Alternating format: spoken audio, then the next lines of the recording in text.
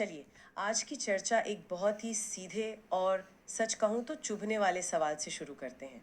एक व्यक्ति जो अपनी पूरी जवानी मान लीजिए 23 से 30 साल तक अपनी कमाई का एक हिस्सा एक पेंशन स्कीम में जमा करता है, उसे रिटायरमेंट के बाद 1,000 रुपए से भी कम पेंशन क्यों मिलती है?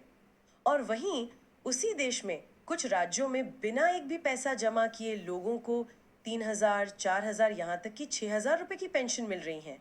तो आज हम इसी इसी विरोधाभास की तह तक जाएंगे। ये एक ऐसा सवाल है जो हर ईपीएस यानी कर्मचारी पेंशन योजना के पेंशन भोगी के मन में है। और हमारे पास जो स्रोत हैं वो ये बताते हैं कि इस सवाल का जवाब भावनाओं में नहीं है, बल्कि सिस्टम के अंदर ही उसकी बनावट में ही छिपा है। और ये समझना बहुत बहुत ही जरूरी है, क्योंकि यहाँ असल में दो पूरी तरह से अलग अलग दुनियाओं की तुलना हो रही है। यूं समझिए कि हम सेब और संतरे की तुलना कर रहे हैं। इन दोनों पेंशन प्रणालियों का जो मूल ढांचा है, उनका उद्देश्य और उनके काम करने का तरीका एक दूसरे से बिल्कुल अलग है। इस तुलना को अगर हम गुस्से या अफवाहों से नहीं बल्कि तथ्यों की रोशनी में समझें तो असली मुद्दा साफ नजर आने लगता है। ठीक है, तो चलिए इन दो दुनियाओं को अलग अलग करके देखते हैं। कहाँ से शुरू करें? ये दोनों सिस्टम एक दूसरे से इतने अलग कैसे हैं? देखिए, इसे समझने का सबसे आसान तरीका एक मिसाल से है। आप ईपीएस को एक गुल्लक की तरह समझिए। गुल्लक, ठीक है। हाँ, एक ऐसी गुल्लक जिसमें कर्मचारी के नाम पर उसका एम्प्लॉयर मतलब नियोक्ता हर महीने एक तय हिसाब से पैसे डालता है। सालों तक ये पैसा जमा होता है, उस पर ब्याज मिलता है और फिर रिटायरमेंट पर उसी गुल्लक में से एक तय फॉर्मूले के हिसाब से आपको हर महीने पैसे मिलते हैं। ये एक बंद व्यवस्था है। जितना अंदर आया, उसी के आधार पर बाहर जाएगा। बिल्कुल। ठीक है, ये गुल्लक वाली बात समझ में आती है। तो फिर ये जो राज्य की पेंशन योजनाएं हैं, ये क्या है? राज्य की पेंशन यूं समझिए एक अभिभावक की जेब की तरह है। यहाँ कोई गुल्लक नहीं है, कोई पहले से जमा किया हुआ पैसा नहीं है। सरकार हर साल अपना बजट बनाती है और उस बजट में से एक हिस्सा निकालकर सीधे बुजुर्गों को पेंशन के तौर पर दे देती है। अच्छा। और अगर सरकार की मर्जी हुई या उसे राजनीतिक तौर पर फायदेमंद लगा तो वो जेब में हाथ डालकर और पैसे निकाल के दे सकती है। आज 3,000 है, कल चुनाव से पहले उसे 4,000 कर सकती है। इसका किसी पुराने योगदान या किसी फॉर्मूले से कोई लेना देना नहीं है। ओ, अब ये तस्वीर बिल्कुल साफ हो रही है। तो एक तरफ एक आत्मनिर्भर गुल्लक है जो अपनी ही जमा किए गए पैसे और उसके रिटर्न पर चलती है, और दूसरी तरफ एक खुली सरकारी तिजोरी है जो हर साल की कमाई और कह सकते हैं कि राजनीतिक इच्छा शक्ति पर चलती है। सारा अंतर तो यहीं से पैदा हो रहा है। बिल्कुल। एक का आधार है गणित और बीमांक की गणना, मतलब एक्चुअरियल कैलकुलेशन, यानी भविष्य की देनदारियों का पूरा हिसाब किताब। तो दूसरे का आधार है राजनीति और उस साल के बजट की उपलब्धता। दोनों की बुनियादी अलग है। तो चलिए इस गुल्लक यानी ईपीएस के अंदर थोड़ा और झांकते हैं। इसका गणित इतना कठोर क्यों है? ऐसा क्या है उस फॉर्मूले में जो इसे इतना इनफ्लेक्सिबल, इतना सख्त बना देता है? ये इस पूरी कहानी का सबसे अहम और कह सकते हैं सबसे दिलचस्प हिस्सा है। ईपीएस पेंशन एक बहुत ही सख्त और सच कहूं तो पुराने फॉर्मूले पर चलती है।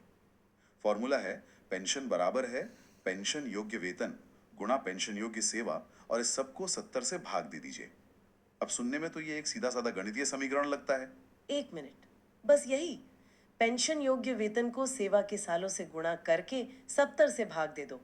इसमें कहीं भी महंगाई या जीवन जीने की लागत जैसी चीजों का तो कोई जिक्र ही नहीं है। आपने बिल्कुल सही नस पकड़ी है। इस फॉर्मूले की असली कहानी इसमें नहीं है कि इसमें क्या है, बल्कि इसमें है कि इसमें क्या क्या नहीं है। जैसा आपने कहा, इसमें महंगाई मतलब इन्फ्लेशन के लिए कोई जगह नहीं है। आज 1,000 रुपए की जो कीमत है वो 10 साल बाद क्या होगी, इससे इस फॉर्मूले को कोई मतलब नहीं है। इसमें जीवन जीने की न्यूनतम लागत मिनिमम लिविंग कॉस्ट का कोई जिक्र नहीं है, और न ही इसमें गरिमापूर्ण जीवन डिग्निटी ऑफ लाइफ जैसा कोई मानवीय सिद्धांत है। यह सिर्फ एक ठंडा भावनाहीन गणित है। लेकिन ये तो बहुत ही अदूरदर्शी लगता है। मतलब क्या 1995 में जब ये योजना बनी थी तब किसी ने सोचा ही नहीं था कि महंगाई बढ़ेगी? ये मानना तो थोड़ा मुश्किल है। देखिए, उस समय के जो नीति निर्माता थे, उनका शायद मुख्य ध्यान इस बात पर था कि एक ऐसी योजना बनाई जाए जो कभी फेल ना हो, जो आर्थिक रूप से आत्मनिर्भर हो और सरकार पर बोझ न बने। तो उन्होंने शायद सुरक्षा और स्थिरता को पेंशन की पर्याप्तता से ज्यादा महत्व दिया। अच्छा, मतलब सिस्टम ढह ना जाए ये डर ज्यादा था। हाँ, उन्हें डर था कि अगर कोई उदार फॉर्मूला बना दिया तो कहीं ये सिस्टम कुछ दशकों में ढह ना जाए। लेकिन इस प्रक्रिया में उन्होंने एक ऐसी व्यवस्था बना दी जो समय के साथ खुद को बदल ही नहीं सकती। ये 1995 की आर्थिक सच्चाई में जमी हुई एक टाइम कैप्सूल की तरह है। चलिए, इसे और वास्तविक बनाने के लिए एक उदाहरण लेते हैं। मान लीजिए कोई व्यक्ति है रमेश जी, जो किसी कपड़ा मिल में 30 साल काम करके रिटायर हुए हैं। उनका मामला कैसा दिखेगा? हाँ, ये बहुत अच्छा विचार है। तो मान लेते हैं रमेश जी ने 30 साल तक काम किया। फॉर्मूले के हिसाब से उनका जो औसत पेंशन योग्य वेतन है, मान लीजिए वो 15,000 रुपए की सीमा पर बंधा हुआ है। अब फॉर्मूला लगाते हैं। 15,000 रुपए गुणा 30 साल भागे 70। इसका नतीजा आता है लगभग 6,428 रुपए प्रति माह। 6,428, ठीक है। लेकिन रुकिए, यहाँ एक और पेज है। ज्यादातर लोगों का वेतन इस सीमा से बहुत कम गिना जाता था और पुराने नियमों के तहत तो ये और भी कम होता था। इसलिए असल में ज्यादातर लोगों की पेंशन 1,000 से 2,500 रुपए के बीच ही सिमट कर रह जाती है। तो रमेश जी, जिन्होंने 30 साल तक संगठित क्षेत्र में काम किया, देश की अर्थव्यवस्था में अपना योगदान दिया, उन्हें रिटायरमेंट के बाद मिलते हैं मान लीजिए 1,500 रुपए महीना। हाँ, और अब कहानी का दूसरा हिस्सा देखिए। रमेश जी के पड़ोस में सुरेश जी रहते हैं। उन्होंने कभी किसी संगठित क्षेत्र की कंपनी में काम नहीं किया। मान लीजिए वो एक छोटे दुकानदार थे। उन्होंने किसी पेंशन फंड में कोई योगदान नहीं दिया। लेकिन चूंकि वे अपने राज्य के नागरिक हैं और 60 साल से ऊपर हैं, राज्य सरकार उन्हें अपनी सामाजिक सुरक्षा योजना के तहत हर महीने 3,000 रुपए देती है। ये सुनना वाकई चुभता है। एक ही मोहल्ले में रहने वाले दो बुजुर्ग, एक जिसने सिस्टम के तहत योगदान दिया, उसे मिल रहे 1,500 रुपए, और दूसरा जिसे सिस्टम ने सीधे मदद की, उसे मिल रहे हैं 3,000 रुपए। आप समझ सकती हैं कि रमेश जी को कितना अन्याय महसूस होता होगा। उन्हें लगता होगा कि सिस्टम ने उन्हें धोखा दिया है। मानवीय भावनाएं सामने आती हैं। लेकिन इस अन्याय की जड़ सुरेश जी को मिलने वाली पेंशन नहीं है। तो फिर क्या है? जड़ है रमेश जी के सिस्टम का पुराना पड़ जाना। ठीक है, लेकिन यहाँ एक और सवाल उठता है जो ईपीएस पेंशन भोगी हमेशा पूछते हैं। वे कहते हैं कि ईपीएस के फंड में हजारों करोड़ रुपए का सरप्लस यानी अतिरिक्त पैसा पड़ा है। अगर इतना पैसा है तो सरकार पेंशन बढ़ाती क्यों नहीं? ये पैसा आखिर है किसका? ये एक बहुत ही जायज और महत्वपूर्ण सवाल है। हाँ, ये सच है कि ईपीएस फंड में एक बड़ा सरप्लस है। लेकिन उस सरप्लस को आप और हम जैसे अतिरिक्त कैश के रूप में नहीं देख सकते। इसे ऐसे समझिए कि आप एक बड़े परिवार के लिए खाना बना रहे हैं। अभी घर पे 10 मेहमान हैं। लेकिन आपको पता है कि अगले 20-30 सालों में 100 और मेहमान आने वाले हैं। तो आप आज सारा खाना सिर्फ इन 10 लोगों को नहीं खिला सकते, भले ही आपके पास अभी अनाज का भंडार क्यों ना हो। मतलब आज का जो सरप्लस है वो असल में भविष्य के पेंशन भोगियों की देनदारी है। बिल्कुल, वो सरप्लस एक बीमांकित गणना है जो ये सुनिश्चित करने के लिए है कि जो लोग आज 25 साल के हैं, जब वे 30 साल बाद रिटायर होंगे तो उनके लिए भी फंड में पैसा हो। और ये सारी गणना उसी पुराने सख्त फॉर्मूले के आधार पर की गई है। अच्छा। इसलिए जब तक आप उस मूल फॉर्मूले को नहीं बदलते, तब तक आप उस सरप्लस को छू भी नहीं सकते।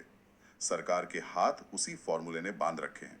पैसा है, पर आप उसे नियमों के तहत दे नहीं सकते। ओह, तो ये एक अजीब तरह का जाल है। पैसा होने के बावजूद सिस्टम उसे बांटने की इजाजत नहीं देता क्योंकि उसका सॉफ्टवेयर कह सकते हैं 1995 का है। तो अब मुझे समझ आ रहा है, इसका मतलब ईपीएस पेंशन भोगियों की लड़ाई या उनका गुस्सा राज्य की पेंशन योजनाओं से नहीं होना चाहिए। राज्य की योजनाओं से करते हैं तो वे एक ऐसी बहस में उलझ जाते हैं जिसका कोई नतीजा नहीं निकल सकता। असली सवाल ये नहीं है कि सुरेश जी को ज्यादा क्यों मिल रहा है। तो असली सवाल क्या है? हमें किस दिशा में सोचना चाहिए? असली सवाल ये है कि रमेश जी का सिस्टम यानी ईपीएस आज भी 1995 के डिजाइन पर क्यों चलाया जा रहा है। आज जब न्यूनतम मजदूरी की बात होती है जो महंगाई से जुड़ी होती है, जब सरकारी कर्मचारियों के लिए महंगाई भत्ते की बात होती है, तो ईपीएस पेंशन को इन सब वास्तविकताओं से अलग थलग क्यों रखा गया है। और इस सवाल का हल सड़कों पर प्रदर्शन करने से ज्यादा नीतिगत बहस और आंकड़ों से निकलेगा। हमें ये बहस करनी होगी कि क्या ये फॉर्मूला आज भी प्रासंगिक है। तो इसका मतलब ये है कि पूरी बहस को एक नई दिशा देने की जरूरत है। हमें दो अलग अलग योजनाओं की तुलना करके केवल गुस्सा करने की बजाय खुद ईपीएस की संरचना पर सवाल उठाने होंगे। हाँ, बिल्कुल। बहस को इस दिशा में ले जाना होगा कि एक सेवानिवृत्त व्यक्ति को सम्मान से जीने के लिए न्यूनतम कितनी आय की जरूरत है और ईपीएस उसमें क्या भूमिका निभा सकता है। इसे न्यूनतम गरिमापूर्ण आय मतलब मिनिमम डिग्निफाइड इनकम की अवधारणा से जोड़ना होगा। सिर्फ यह बताना काफी नहीं है कि ईपीएस के फंड में सरप्लस है। हमें यह पूछना होगा कि क्या वो फॉर्मूला जो उस सरप्लस को नियंत्रित करता है, क्या वो आज के समाज के लिए न्यायपूर्ण है। और इसमें सरकार की क्या भूमिका हो सकती है? अगर ये एक आत्मनिर्भर फंड है, तो क्या सरकार की कोई जिम्मेदारी नहीं बनती? यह एक बड़ा नीतिगत सवाल है। देखिए, भले ही यह एक कॉन्ट्रीब्यूटरी स्कीम है, लेकिन यह एक सामाजिक सुरक्षा योजना भी है। सरकार इसे पूरी तरह से बाजार के भरोसे नहीं छोड़ सकती। शायद सरकार को इसमें एक गारंटर के रूप में आगे आना होगा। वो कह सकती है कि फॉर्मूले से जो भी पेंशन बने, लेकिन वह एक न्यूनतम राशि, मान लीजिए 5,000 रुपए या 7,000 रुपए से कम नहीं होगी। और जो कमी होगी? और जो भी कमी होगी उसे सरकार अपने बजट से पूरा करेगी। जब तक इस तरह के ढांचागत बदलावों पर बात नहीं होगी, तब तक ये समस्या बनी रहेगी। तो कुल मिला के हमने जो समझा वो ये है कि राज्य की पेंशन कोई एहसान नहीं है, वो सरकार का एक सामाजिक दायित्व है। और ईपीएस पेंशन भी कोई भीख नहीं है, वो कर्मचारी का एक अर्जित अधिकार है। दोनों अपनी अपनी जगह सही है, लेकिन एक का सॉफ्टवेयर पुराना पड़ चुका है। बिल्कुल। और जब एक ही गली में रहने वाले दो बुजुर्गों की जिंदगी पर इन दो अलग अलग सॉफ्टवेयर का असर पड़ता है, तो उनकी तुलना होना स्वाभाविक भी है और अनिवार्य भी हो जाता है। ये सिर्फ कुछ हजारों रुपयों का सवाल नहीं है, ये सामाजिक सुरक्षा के हमारे पूरे मॉडल पर एक सवाल है। क्या हमारा मॉडल समय के साथ खुद को बेहतर बनाने में सक्षम है, या ये पुराने नियमों में जकड़ा हुआ है।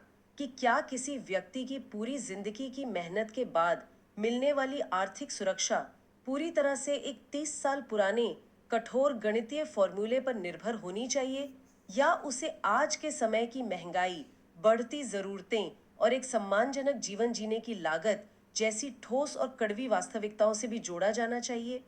ये एक ऐसा सवाल है जिस पर नीति निर्माताओं, ट्रेड यूनियनों और हम सबको गंभीरता से सोचने की जरूरत है।